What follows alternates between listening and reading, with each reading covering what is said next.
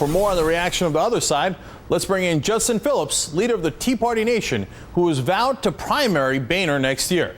Judson, you heard us say that Erick Erickson says that he should be horsewhipped, metaphorically.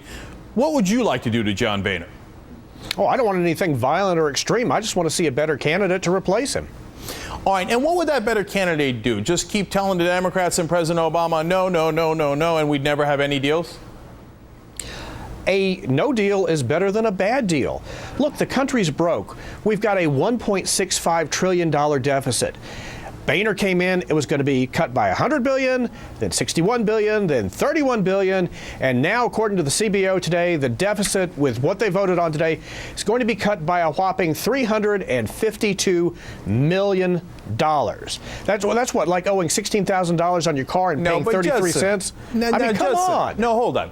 Look, on the $8 billion that was appropriated but not spent, I think you actually have a decent case. And you look at it and you say that money might have been spent and it might not have, right? But when you look at the heart of the $30 billion, that is a real cut. I mean, you're unhappy that it's not immediate, but it's coming next year. Is that it's not enough? I always come back to the same thing with you. When is it ever enough? So you wanted $100 billion and you wanted it yesterday, right? No, I would have settled, excuse me, I would have settled for it for today. But here's the problem. Are you not merciful? But here's the problem. We have a huge budget deficit. Spending is out of control. When are we going to stop spending? When we're $20 billion in debt, $30 billion in debt, $40 billion in debt? There is no country in the world that has ever borrowed its way into prosperity. It's not going to happen with the United States of America. It's not happened with any other country. You end up with a debt crisis. Right. I've said this on your show before. How do you get a debt crisis? You end up with a lot of debt. That's right. And one way to solve that would be revenue. But I know you guys don't want to discuss that. You only want to discuss one side of it. But listen, I want to get into more of what you want because I'm curious about it. So, for example, obviously in 2012, we have an enormous primary for the Republican side for presidential candidate. Now, I know you love primaries. So who's your guy? Who's extreme enough for you? Well, let's talk about revenue for just a second. Let me go back to that real quick.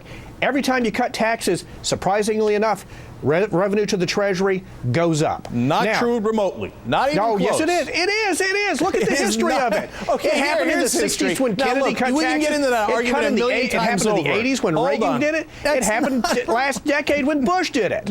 Look, here's what we did with Bush. We cut taxes. And what happened? Economy cratered. We created 1 million jobs in 8 years. Did you go through the same 2000s that I went through? Hold on, Judson. He left a $1.3 trillion deficit. It's your Republicans who screwed up. Why don't you admit that on national TV right now? Republicans never balanced the budget, and they always screwed up. Go ahead and admit.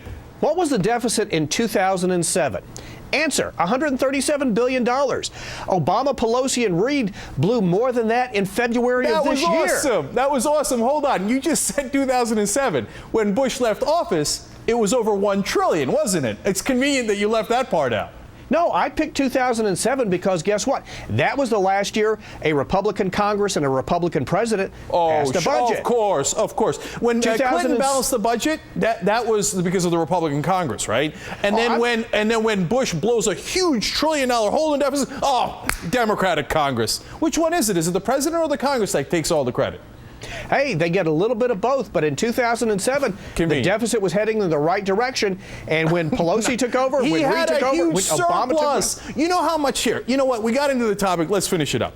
The two wars, okay, Medicare prescription Part D caused, and the tax cuts caused a $3.2 trillion addition to the deficit. Why don't you just hold your hand up and say, I am guilty, I am sorry, nation, we screwed it up, and I'm now trying to get the Democrats to fix it.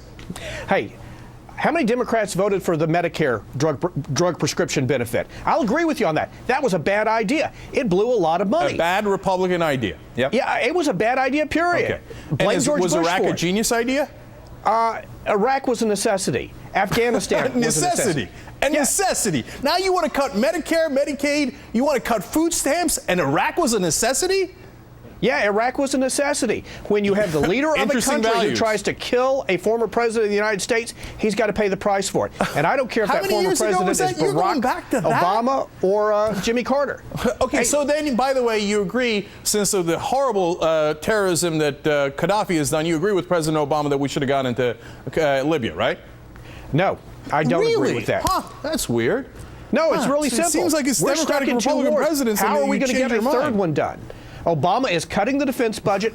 We're stretched too thin. Yeah, I'd love to see Gaddafi dangle from the end of a rope. But guess what? We're not the course ones who are going to be able to do it. All right, Justin, unfortunately, we ran out of time before you could answer who you want in the GOP primaries, because I know none of them are enough. You want to bring back Reagan, right? But Reagan raised taxes 11 times. You'd probably primary him if he was around. So, No, not really. Invite not me back really? again, and that I'll was tell- okay? Hey, Again, merciful. Invite me back again, and we'll talk about the primary, okay? All right, fair enough. Justin Phillips, head of the Tea Party Nation. We appreciate it. Hey, thank you. Always a fun conversation.